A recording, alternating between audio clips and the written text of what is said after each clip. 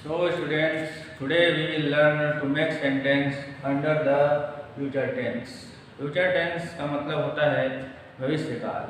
भविष्य काल मतलब जो ना तो हुआ है ना हुआ था, जो होगा, मतलब आने वाले समय की जो बातें होती हैं जिसको हम भविष्य कहते हैं। मतलब भविष्य में जो हम कार्य करेंगे वो उसको बताने के लिए हम फ्यूचर टेंस का यूज़ करते हैं। तो फ्यूचर टेंस के भी 4 प्रकार होते हैं। जैसे पास्ट इंडेफिनिट, पास्ट टेंस के 4 प्रकार होते थे, प्रेजेंट टेंस के 4 प्रकार होते हैं, उसी प्रकार से भी फ्यूचर टेंस का भी 4 प्रकार होता है। पहला है इसमें future indefinite tense. Future indefinite tense का मतलब है सामान्य भविष्य काल। सामान्य भविष्य काल कहने का तात्पर्य होगा कि जो कार्य हम डेली रूटीन में करते हैं उसको हम कल भी करेंगे। मतलब कल जो कार्य हम करने वाले हैं उसको बताने के लिए हम फ्यूचर इंडेफिनिट टेंस का यूज़ करेंगे। सेकेंड है फ्यूचर कंटिन्यूअस। जैसे पास्ट कंटिन्यूअस और प्रेजेंट कंटिन्यूअस का मतलब होता था कि भूतकाल में कोई क्रिया अपूर्ण थी तो उसको बताने के लिए हम फ्यूचर कंटिन्यूअस का यूज़ करते थे। प्रेजेंट कंटिन्यूअस में क्या होता था कि वर्तमान समय कोई क्रिया अपूर्ण है तो फ्यूचर में वो हो जाएगा कि आने वाले समय में कोई क्रिया अपूर्ण रहेगी। ठीक है, उसको हम लिखने के लिए फ्यूचर कंटिन्यूअस टेंस का यूज़ करेंगे। थर्ड है फ्यूचर परफेक्ट टेंस, पूर्ण भविष्य काल। पूर्ण भविष्य काल कहने का मतलब कि भविष्य काल में आने वाले समय में कोई क्रिया पूर्ण हो जाएगी। One work will have completed in future tense. Future perfect continuous, आने वाले समय में कोई क्रिया किसी समय से अपूर्ण रहेगी, उसको हम लिखने के लिए फ्यूचर परफेक्ट कंटिन्यूअस टेंस का यूज़ करते हैं। इस प्रकार से 4 टेंस हैं। तो सबसे पहले जो टेंस होता है मैंने बताया आपको प्रेजेंट टेंस और पास्ट टेंस। प्रेजेंट टेंस का मतलब होता है कि वर्तमान समय जो भी चल रहा है उसको हम वर्तमान समय मानते हैं। और सिंपल सेंटेंस में कह सकते हैं कि जिस सेंटेंस में है रहेगा वहाँ पर वो वर्तमान काल होता है। ये दूसरे बार हमने पढ़ा पास्ट टेंस। पास्ट टेंस के भी 4 प्रकार होते हैं। तो इस प्रकार से टेंस जो है वो कुल 12 प्रकार के होते हैं, जिसमें से 8 प्रकार हम पढ़ चुके हैं और हम 4 प्रकार अभी और आगे पढ़ेंगे। ठीक है, तो ये फ्यूचर टेंस का जो है कि भविष्य में जो आने वाली समय है उसमें जो बातें होंगी, जो क्रियाएं होंगी, उसको बताने के लिए हम फ्यूचर टेंस का यूज़ करेंगे।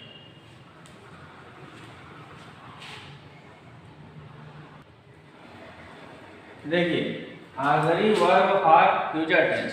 फ्यूचर टेंस के लिए ऑक्सिलरी वर्ब, यहाँ पर हम सभी फ्यूचर टेंस जितने भी 4 प्रकार हैं सभी में शैल और विल का ही यूज़ होता है। ठीक है, तो शैल और विल का यूज़ करने के लिए यहाँ पर 2 कंडीशन आपको बताया जाएगा। पहला होता है स्ट्रॉन्ग कंडीशन। स्ट्रॉन्ग कंडीशन में शैल और will. Generally nowadays we use only will for the future tense। अभी आज के समय में हम केवल will का यूज़ किया जाता है, शैल का यूज़ जनरली जो है वो नहीं होता। लेकिन ग्रामेटिकल जो रूल है उसको मैं आपको बता रहा हूँ। स्ट्रॉन्ग कंडीशन देखिए, फ्यूचर क्या है, फ्यूचर टेंस जो है नॉन डिफाइंड होता है, निश्चित होता है। आपको नहीं पता कि आप कल कार्य करने वाले हैं, वो कार्य आप कर पाए या न कर पाए। ठीक है, क्योंकि भविष्य को कोई जानता नहीं कि भविष्य में क्या होगा। ठीक है, तो उसके लिए स्ट्रॉन्ग कंडीशन। स्ट्रॉन्ग कंडीशन कहने का मतलब है कि भविष्य में चाहे कोई भी कंडीशन आ जाए वो कार्य जो आप करने वाले हैं वो होगा ही। ऐसी कंडीशन में शैल और विल का यूज़ करेंगे तो शैल जो है वो लगेगा he, she, it, Ram, Mohan, Sunil, any, and plural noun. ठीक है, यू और दे, इसके सामने किसका यूज करेंगे, शैल। मतलब मैं कल कार्य करूंगा ही, वह कार्य करेगा ही, राम इस कार्य को कल करेगा ही, मतलब निश्चित रूप से यह कार्य जो है वो राम करेगा। इस प्रकार के जो सेंटेंस आएंगे उसके लिए हम शैल का यूज ही या शी के साथ करेंगे। फिर जैसे विल, तो विल में क्या हो जाएगा, आई और वी, इसके साथ विल लगेगा। स्ट्रॉन्ग कंडीशन है, जैसे मैं यह कार्य करूंगा ही तो उसमें मैं I will do this work, अगर वही है तुम यह कार्य निश्चित रूप से करोगे, तो you shall do this work definitely. तो ये जो डेफिनेटली होता है तो एकदम इम्पोर्टेंट, हमको करना ही है इस कार्य को, चाहे कोई भी कंडीशन हमारे सामने आ जाए, तो उस समय शैल और विल का यूज इस प्रकार से किया जाता है।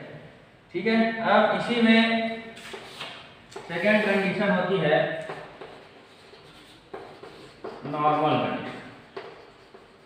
नॉर्मल कंडीशन में जस्ट अपोजिट हो जाएगा। शैल जो है, अब नॉर्मल कंडीशन कहने का मतलब है कि मैं कल विद्यालय आऊंगा। मैंने कहा कि मैं कल विद्यालय आऊंगा, तो आई शैल कम टू स्कूल टुमारो। मान लीजिए मैंने कहा आऊंगा, हो सकता है मैं ना भी आऊँ, तो यहाँ पर वो श्योरिटी नहीं है, लेकिन इसी को मैं I will come to school, तो यहाँ पर श्योरिटी है, चाहे कोई भी कंडीशन हो जाए मुझे स्कूल आना ही है, तो उस कंडीशन में आप विल लगाएंगे। तो शैल जो है वो आई और वी के साथ लगेगा, और विल जो है you, he, she, it, they, boy, girl, any singular and plural noun. इसके साथ क्या चीज है, नॉर्मल कंडीशन में आई और के साथ शैल लगेगा, बाकी जो सब्जेक्ट्स हैं उसके साथ विल का यूज हम लोग करेंगे। तो इस प्रकार से शैल और विल का यूज हम लोग पढ़ेंगे। शैल और विल जो है वो मॉडल ऑक्सिलरी वर्ब होता है। मॉडल का कहने का मतलब किसी बात को विशेष प्रकार से हमको कहना है, तो उसके लिए हम शैल और विल का यूज करते हैं। मॉडल और बहुत सारे होते हैं, उसको आगे वीडियो में पढ़ेंगे। तो इस प्रकार से ये शैल और विल को समझ लीजिए एक बार। तो सबसे पहले नॉर्मल कंडीशन ले लेते हैं, आई और विल के साथ हमको शैल का यूज करना है, और लेकिन यही जो कंडीशन अगर यू के साथ आती है तो वहां पर हम विल लगाएंगे। इसी के जस्ट अपोजिट स्ट्रॉन्ग कंडीशन, मतलब ये कार्य हमको डेफिनेटली करना है। This work will be done by us in any condition. उस समय शैल जो है ही, शी, इट, अगर सब सब्जेक्ट्स आ रहे हैं उसके साथ हमको शैल का यूज करेंगे, और विल जो है आई और वी के साथ विल का यूज होगा। ठीक है,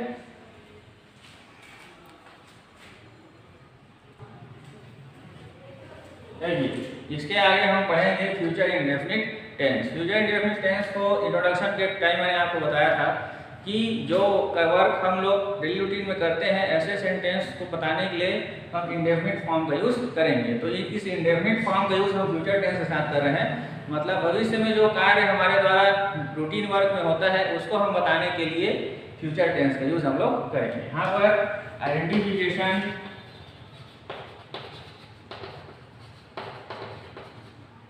आइडेंटिफिकेशन को पहले मैं आप एक्सप्लेन कर चुका हूँ कि आइडेंटिफिकेशन का मतलब होता है पहचान। तो हिंदी से इंग्लिश में ट्रांसलेशन आपको करना है, उसके लिए आइडेंटिफिकेशन को देख करके आप पहचान सकते हैं कि ये किस टेंस का सेंटेंस है और इसको किस टेंस में हमको ट्रांसफॉर्म करना है। ठीक है, तो यहाँ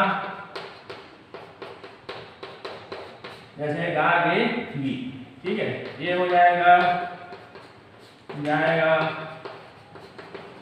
जाएंगे और जाएंगे। ठीक है, जाएगा, जाएंगे और जाएंगे। अगर ये इस प्रकार से सेंटेंस यहाँ पर आएगा, जैसे ये वर्ड, ये जो वर्ड लिखा है ये जाने के लिखा है, तो यहाँ पर हम जाएगा, जाएंगे और जाएंगे इस प्रकार से।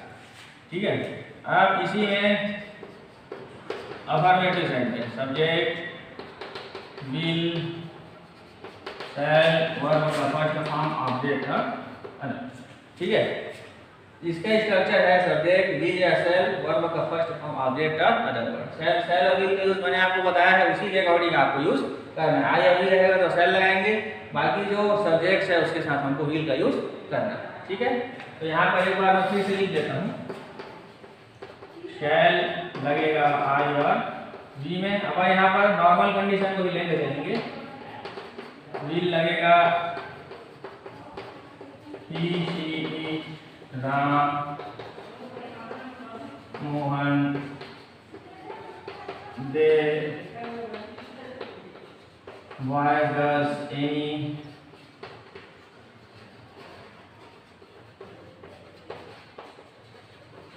Singular and plural noun. इस प्रकार के जो सब्जेक्ट्स होंगे उनके साथ हमको इस प्रकार से विल का यूज करना है। ठीक है, यहाँ पर पहले स्ट्रक्चर लिखा है सब्जेक्ट विल शैल वर्ब का फर्स्ट फॉर्म ऑब्जेक्ट का वर्ब। यहाँ पर पहला सेंटेंस में लिख रहा हूँ मैं कल विद्यालय आऊंगा। ठीक है, आपको लास्ट में देखना है आगे बी किस प्रकार से लिखा है, तो आई शैल कम टू स्कूल टुमारो। अब यहाँ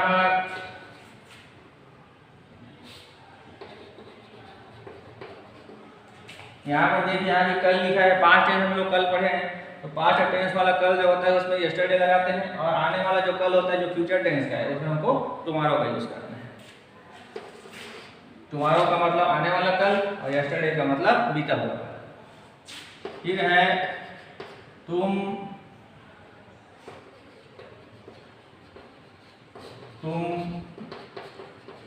पुस्तक पढ़ोगे, यहाँ लिख लेना you will read a book, you will read a book. फिर थर्ड है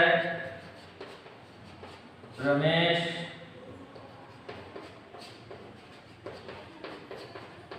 पत्र भेजेगा, और यहाँ हम लिखेंगे इसको रमेश विल सेंड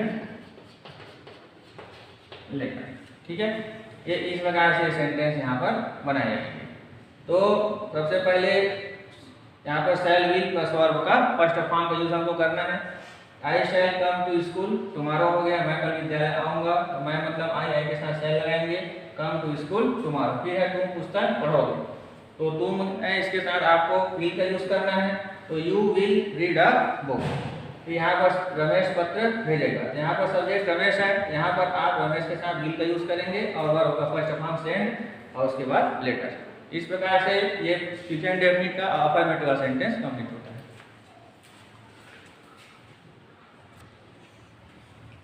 इसके बाद फ्यूचर इंडेफिनिट टेंस में हम लोग नेगेटिव सेंटेंस और इंट्रोगेटिव सेंटेंस बनाना सीखेंगे। ठीक है, लास्ट जो टॉपिक्स हम लोग पढ़े हैं टेंस का, पास्ट टेंस का और प्रेजेंट टेंस का, उसमें मैंने बताया था कि नेगेटिव सेंटेंस बनाने के लिए जो मेन ऑक्सिलरी वर्ब होता है उसके साथ आपको नॉट का यूज करना है। Not is added having auxiliary verb to make negative sentence. यहाँ पर ऑक्सिलरी वर्ब नॉट है जिसके साथ हम, ये शैल और विल है जिसके साथ हम नॉट का यूज करेंगे। ठीक है, जैसे ये हो जाएगा I shall not read a book, मतलब मैं कल पुस्तक नहीं पढ़ूंगा। दूसरा है you will not send letter, तुम पत्र नहीं भेजोगे। थर्ड है इसी में they will not call me, ठीक है, वे मुझे नहीं बुलाएंगे। तो इस प्रकार के तीन सेंटेंस देखिए नेगेटिव है, सही में ऑक्सिलरी वर्ब के साथ नॉट का यूज किया गया है। यहाँ भी ऑक्सिलरी वर्ब है, इसके साथ नॉट का यूज हम लोग किया है। फिर यहाँ पर भी सब विल है, इसके साथ नॉट का यूज किया गया है। अब इंट्रोगेटिव सेंटेंस बनाएंगे, तो इंट्रोगेटिव सेंटेंस में होता है auxiliary verb will be added before the subject to make interrogative sentence. मतलब auxiliary verb is added before the subject, auxiliary verb जो होता है वो सब्जेक्ट के पहले ऐड किया जाता है टू मेक इंट्रोगेटिव सेंटेंस बनाने के लिए ऑक्सिलरी वर्ब को सब्जेक्ट के पहले ऐड हम लोग करते हैं। तो यहाँ पर ऑक्सिलरी वर्ब शैल है, तो ये हो जाएगा shall I read a book question mark. फिर है विल यू सेंड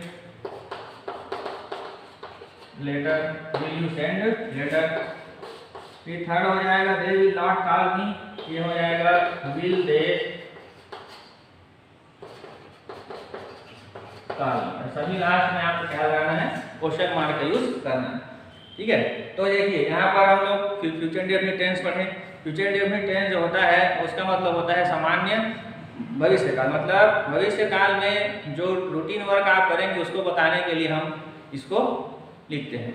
ठीक है, तो यहाँ पर इसमें भी 3 प्रकार के स्ट्रक्चर हैं। पहला अफर्मेटिव, दूसरा निगेटिव, तीसरा इंट्रोगेटिव। अफर्मेटिव सेंटेंस वो होता है जिसमें नॉट का यूज नहीं किया जाता और जिस सेंटेंस में ऑक्सिलरी वर्ब सब्जेक्ट के बाद होता है, और which sentence expresses the positive meaning is called the affirmative sentence. तो अफर्मेटिव सेंटेंस हो गए, उसका स्ट्रक्चर है subject, shall, will plus verb का फर्स्ट फॉर्म, ऑब्जेक्ट और अदर वर्ड। इसके बाद इसमें स्ट्रक्चर आता है निगेटिव का।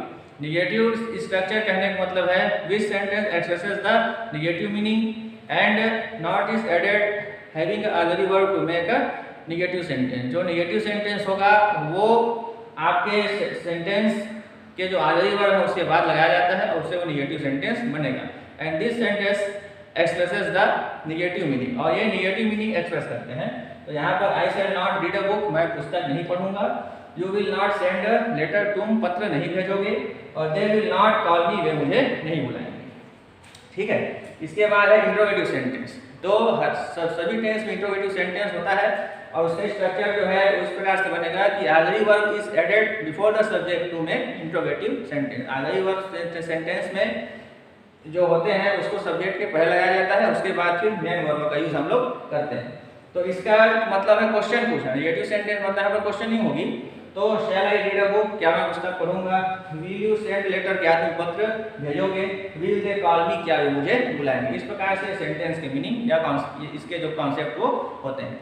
ठीक है। इन सभी जो बातें हैं यहाँ पर आपको बताई गई हैं उसका इम्पोर्टेंट है। और डू एज डायरेक्टेड में इसका यूज किया जाता है। और डू एज डायरेक्टेड में अगर इंट्रोगेटिव सेंटेंस नेगेटिव बनाने के लिए आ रहा है तो सबसे पहले आप देख लीजिए कि ऑक्सिलरी वर्ब उसको आपको सब्जेक्ट के पहले यूज करना है। आगे हम लोग डू एज डायरेक्टेड को देखेंगे जिसमें हम सेंटेंस का ट्रांसफॉर्मेशन और सेंटेंस बनाना ये हम लोग सीखेंगे।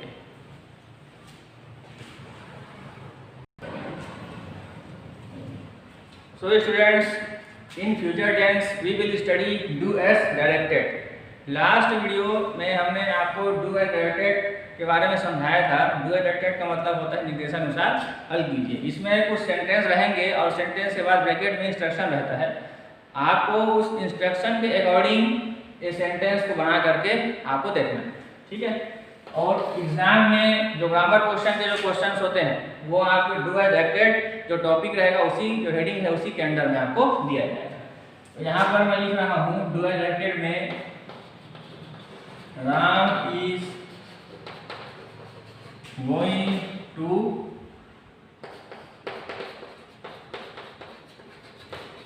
Bilaspur by bus, change into future indefinite। ठीक है। Ram is going to Bilaspur by bus, change into present indefinite. ठीक है। चेंज टू फ्यूचर इंडेफिनिट, तो इस सेंटेंस को फ्यूचर इंडेफिनिट में आपको चेंज करना है। तो टेंस चेंज करने के लिए पहले भी आप लोगों ने बताया है कि आप लोग सबसे पहले जो सेंटेंस दिया गया है उसके सेंटेंस के फॉर्म को आप देख लीजिए वो किस प्रकार का सेंटेंस है। अफर्मेटिव है, निगेटिव है या इंट्रोगेटिव। अफर्मेटिव सेंटेंस वो होता है जिसमें नॉट नहीं लगा होता और जिसका ऑक्सिलरी वर्ब सब्जेक्ट के पहले होता है उसको हम इंट्रोगेटिव सेंटेंस बोलते हैं। तो यहाँ देखिए यहाँ पर नॉट भी नहीं लगा है और ऑक्सिलरी वर्ब सब्जेक्ट के बाद है, मतलब ये अफर्मेटिव सेंटेंस होगा। तो इसको फ्यूचर इंडेफिनिट के अफर्मेटिव से हम लोग बनाएंगे। तो उसका स्ट्रक्चर होता है सब्जेक्ट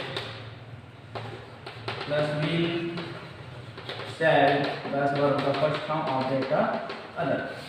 ये इस प्रकार से एग्जाम में आपको ऐसा स्ट्रक्चर नहीं लिखना है, इस बात का ध्यान रखेंगे। ये मैंने समझाने के लिए आपको लिखा है। आप रफ में लिख सकते हैं कहीं पर भी, वो चल जाएगा, लेकिन जहाँ पर आप आंसर लिख रहे हैं वहाँ पर ऐसा स्ट्रक्चर लिखने के बाद आपको नहीं लिखना है। ये केवल एक्सप्लेनेशन और समझाने के लिए मैंने लिखा है यहाँ पर। तो इसका आंसर सब्जेक्ट क्या है, राम। राम में आपका विल लगेगा। विल के बाद फर्स्ट फॉर्म क्या है, गो। गोइंग है वर्ब, तो गोइंग का फर्स्ट फॉर्म गो होता है। तो बिलासपुर बाय बस। ठीक है। ये इस प्रकार Ram will go to Bilaspur by bus. Change हो गया फ्यूचर इंडेफिनिट में। जब भी टेंस चेंज होता है तो केवल ऑक्सिलरी वर्ब पूरा का बदल जाएगा और वर्ब का हाँ, इतना ही चेंजेस आपको देखने को मिलेगा। बाकी जो भी सेंटेंस होते हैं वो एज इट इज पूरा लिखा जाता है। तो इसलिए आप ऑक्सिलरी वर्ब याद करेंगे और मेन फॉर्म कौन सा फॉर्म लगता है, बाकी आपको कुछ भी चेंजेस नहीं करना है, इस बात का ध्यान रखेंगे। दूसरा है she was not telling me story। इसको भी आपको बदलना है फ्यूचर इंडेफिनिट में, ठीक है। इसको फ्यूचर इंडेफिनिट में आप चेंज करेंगे तो यहाँ पर सब्जेक्ट है शी, इसके बाद विल नॉट टेल, टेलिंग का टेल हो जाएगा tell me story, she will not tell me story. फिर थर्ड है had they send me money, ये हो जाएगा। आप इसको भी आपको फ्यूचर इंडेफिनिट में बदलना है। तो इसमें आखिरी वर्ब यहाँ विल लगेगा, फिर आप सब्जेक्ट लिखेंगे दे, विल दे सेंड हो जाएगा फर्स्ट फॉर्म, यहाँ पर एक थर्ड फॉर्म में है तो ये फर्स्ट फॉर्म में आ जाएगा मी मनी लास्ट में क्वेश्चन, ठीक है। तो देखिए तीनों प्रकार के सेंटेंस का हमने स्टडी किया यहाँ पर, पहले अफर्मेटिव, फिर निगेटिव और इंटरोगेटिव। इसी के अकॉर्डिंग आप भी घर में अपने जो मेंस जो स्ट्रक्चर है उसको लेकर के आप सेंटेंस बना करके देख सकते हैं, जिससे आपकी प्रैक्टिस होगी और प्रैक्टिस होने के साथ साथ आप टेंस को अच्छे से बनाना सीख सकते हैं। इस समय आपको बता रहा हूँ कि अगर आपको टेंस चेंज करने दे रहा है तो सेंटेंस में आगे वर्ब जो होता है वो अकॉर्डिंग टू टेंस वो पूरा कंप्लीट चेंज हो जाएगा, और जो मेन वर्ब है वो वही रहेगा, उसका केवल आपको फॉर्म चेंज करना है। वर्ब के फॉर्म होते हैं first form, second form, third form, fourth form और फिफ्थ फॉर्म, ठीक है। ये फॉर्म है। फिफ्थ फॉर्म में वर्ब के फर्स्ट फॉर्म में एस या ईएस लगता है, इतने ही फॉर्म का यूज हमको टेंस में करना होता है, ठीक है। तो जैसे गो लिखा है, वो फर्स्ट फॉर्म है, गो का सेकंड फॉर्म वेंट होता है, थर्ड फॉर्म गॉन होता है, फोर्थ फॉर्म गोइंग होता है, और जो फिफ्थ फॉर्म है फर्स्ट फॉर्म एस या ईएस वो गोज होता है। तो इतने ही फॉर्म के यूज से वो बन जाते हैं, लेकिन आप गोज के जगह गोइंग लिखें तो उसका मतलब दूसरा नहीं, उसका मतलब ज्यादा नहीं होगा, केवल वो फॉर्म जो है वहाँ पर चेंज हो है। तो आखिरी वर्ब जब आप टेंस चेंज करेंगे तो कंप्लीट चेंज हो जाएगा, और जो मेन वर्ब है उसका केवल फॉर्म ही चेंज होता है। यहाँ क्वेश्चन में देख सकते हैं, यहाँ गोइंग लिखा था, यहाँ गो हो गया, क्योंकि फ्यूचर इंडेफिनिट टेंस में फर्स्ट फॉर्म का यूज हम लोग करते हैं। यहाँ पर भी टेलिंग था वो टेल हो गया, यहाँ सेंड जो थर्ड फॉर्म था वो फर्स्ट फॉर्म में हो गया।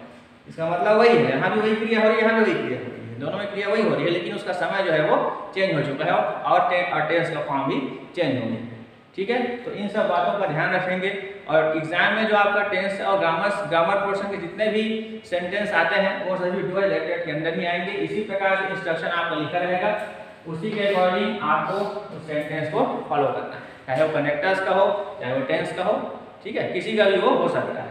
तो इस वक्त इसका आप ध्यान रखेंगे, और एक जो सेंटेंस होता है उसको आप सभी टेंस में चेंज करके देखेंगे तो उससे आपकी टेंस की प्रैक्टिस भी होगी। नेक्स्ट वीडियो में हम फ्यूचर कंटिन्यूअस के बारे में पढ़ेंगे।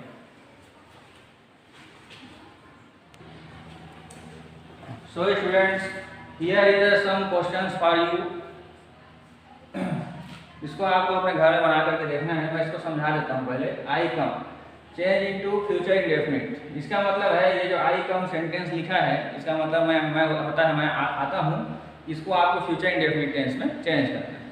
सेकंड सेंटेंस है they had gone to school, इसमें लिखा है प्रेजेंट परफेक्ट, तो इसको आप प्रेजेंट परफेक्ट टेंस में चेंज करेंगे, ठीक है। जब भी आप टेंस चेंज करेंगे तो ये जो आखिरी वर्ब है ये पूरा चेंज हो जाएगा, और ये जो वर्ब है इसका फॉर्म चेंज होता है। रमेश है सेंट मनी, प्रेजेंट सिंपल, ठीक है। ये जो सेंटेंस है इसको आपको प्रेजेंट सिंपल में चेंज करना है। They have gone to school, present continuous, इस सेंटेंस को प्रेजेंट कंटिन्यूअस में आप चेंज करेंगे। You will go change into negative and interrogative. Negative और इंट्रोगेटिव जब भी आप चेंज करेंगे तो उसी टेंस में वो चेंज होगा, उसको दूसरे टेंस में आपको चेंज नहीं करना है। जैसे फ्यूचर इंडेफिनिट का है तो फ्यूचर इंडेफिनिट कहीं निगेटिव बनेगा और फ्यूचर इंडेफिनिट कहीं इंट्रोगेटिव बनेगा। निगेटिव सेंटेंस बनाने के लिए आखिरी वर्ब के साथ नॉट लगाया जाता है, और इंट्रोगेटिव सेंटेंस बनाने के लिए उसको इंट्रोगेटिव जो आखिरी वर्ब उसको सब्जेक्ट के पहले हम लोग यूज करते हैं, ठीक है। इस प्रकार से 5 सेंटेंस हैं, इन पांचों सेंटेंस को आपको अपने घर में बना करके देखना है, ठीक है। नेक्स्ट हम लोग फ्यूचर कंटिन्यूअस पढ़ेंगे।